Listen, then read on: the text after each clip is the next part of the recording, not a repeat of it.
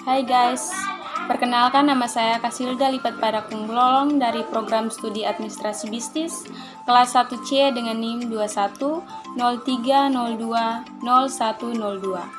Pada kesempatan kali ini, saya akan mereview buku dengan judul Introduction to Sociology Theory oleh Michael Dillon dengan jumlah halamannya 565 halaman dan buku ini memiliki 15 bab. Oke, kita langsung saja ke isinya.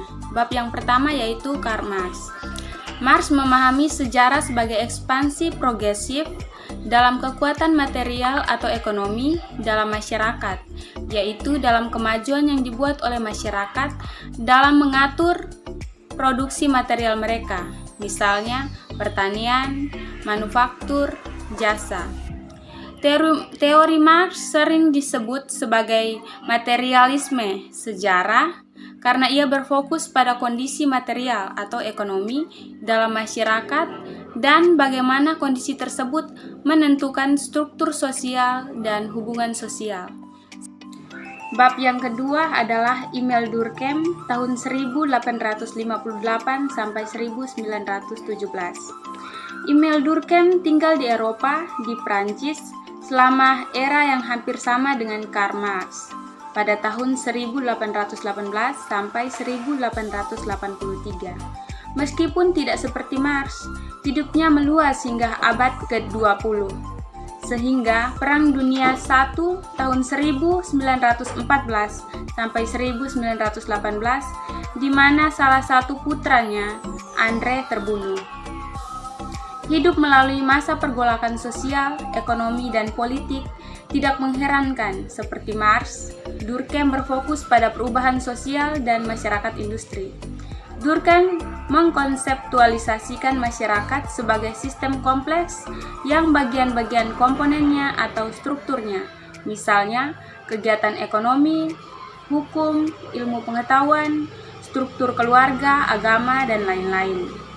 Semuanya saling terkait, tetapi fungsi independennya diperlukan untuk berfungsi seluruh masyarakat. Untuk alasan ini, sosiologi sering disebut sebagai fungsionalisme atau fungsionalisme struktural. Bab yang ketiga, Max Weber tahun 1868 sampai 1920. Seperti rekan Jermannya Karl Marx, Max Weber banyak berbicara tentang struktur kapitalisme dan ketimpangan. Tetapi, tidak seperti Marx, Weber juga menaruh banyak perhatian pada motivasi budaya dan non-ekonomi yang mendasari tindakan sosial. Seperti Durkheim, Weber banyak menulis tentang agama. Tetapi berbeda dengan Durkheim, bagaimanapun Weber prihatin dengan isi substantif agama, makna subjektif, dan pandangan sejarah, dan bagaimana mereka diterjemahkan ke dalam praktis institusional, bukan dengan fungsi sosial agama. Selain itu, dalam menganalisis konten agama, Weber membahas dan membandingkan agama-agama besar dunia, seperti kekristenan, Yudaisme kuno, dan Islam. Semua agama yang berpusat pada Tuhan, dan Konfusianisme, Hinduisme, dan Buddha yang menegaskan kekuatan kosmosentris yang impersonal. Bab yang keempat, Talcott Person dan Robert Merton yang membahas tentang fungsionalisme dan modernisasi. Person memengaruhi banyak sosiolog termasuk Robert Merton yang mengambil pendekatan jangka menengah terhadap teori sosiologi. Untuk Merton, teori rentang menengah, yaitu ikatan erat antara hipotesis konseptual dan realitas empiris. Fungsi manifest, yaitu konsekuensi yang dimaksudkan dan diakui dari fenomena sosial tertentu.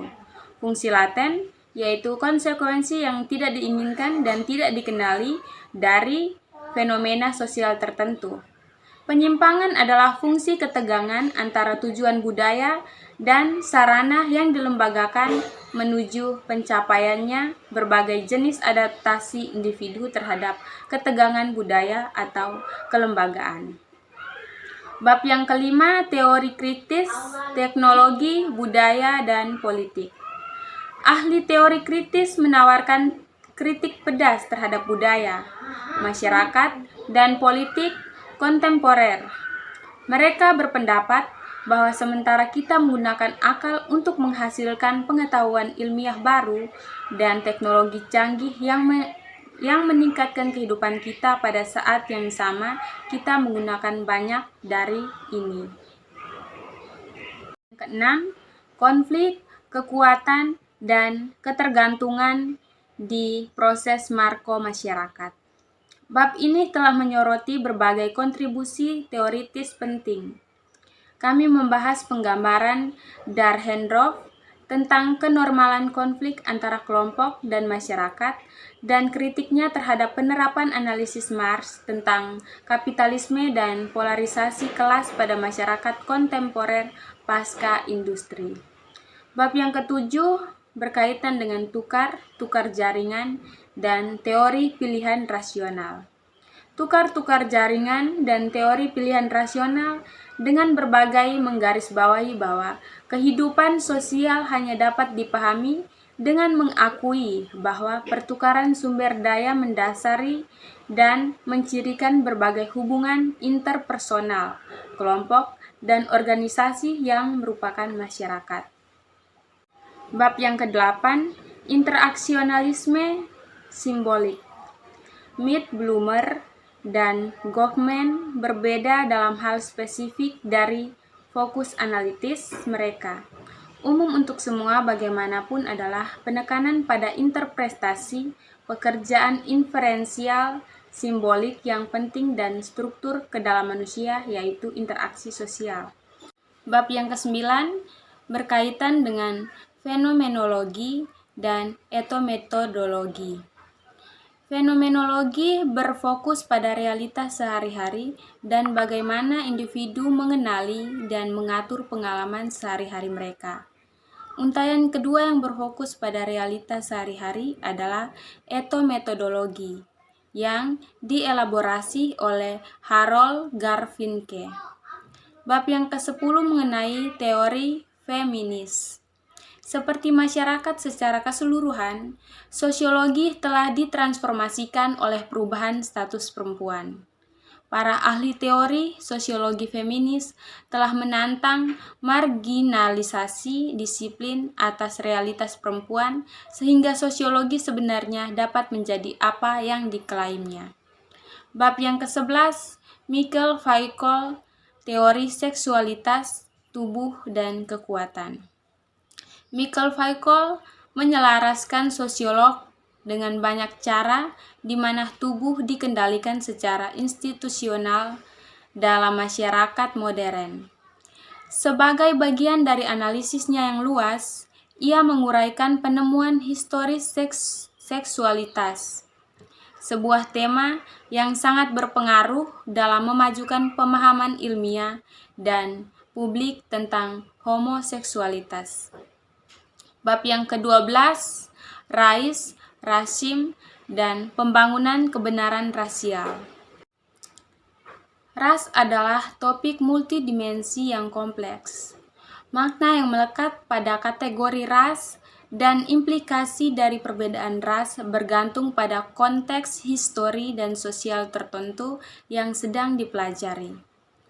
Para cendekiawan yang dibahas dalam bab ini memberikan banyak gagasan mendalam yang dapat kita gunakan untuk memikirkan dan mulai menguraikan kompleksitas yang melekat dalam setiap diskusi tentang ras dan rasisme. Bab ke-13 yaitu reproduksi sosial dari ketimpangan teori, Pire, Brouch, kelas, dan budaya. Konseptualisasinya tentang habitus menunjukkan bagaimana praktis mikro dikondisikan oleh dan mereproduksi struktur makro, misalnya ketidaksetaraan kelas, dan bagaimana struktur makro objektif, misalnya sistem pendidikan, sistem kelas sosial, diinternalisasi ke dalam kebiasaan dan disposisi sehari-hari individu. Bab yang ke-14 yaitu ekonomi dan globalisasi politik. Sosiolog memperhatikan ekspansi perusahaan ekonomi, dampak pembagian kerja yang mengglobal pada ketidaksetaraan geografis, regional, dan polarisasi kelas, dan peran negara bangsa di tengah proses dan hubungan ekonomi transisional baru. Sosiolog juga menekankan peluang dan sumber daya baru untuk mobilisasi dan aktivisme politik. Bab yang terakhir atau bab yang ke-15 yaitu modernitas, kosmopolitanisme, dan budaya konsumen global.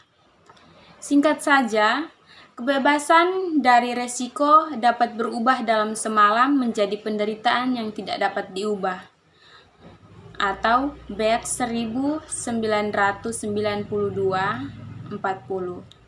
Dan ini adalah takdir untuk semua pencapaian modernitas tidak dapat dikalahkan oleh pencapaian individu terlepas dari semua kemampuannya yang dikembangkan dan hak yang diperluas untuk menentukan nasibnya sendiri, relatif tidak berdaya melawan ketidakpastian masyarakat beresiko. Sekian review buku dengan judul Introduction to Sociology Theory oleh Michael Dillon. Jika ada kesalahan, saya minta maaf. Sekian dan terima kasih. Selamat siang.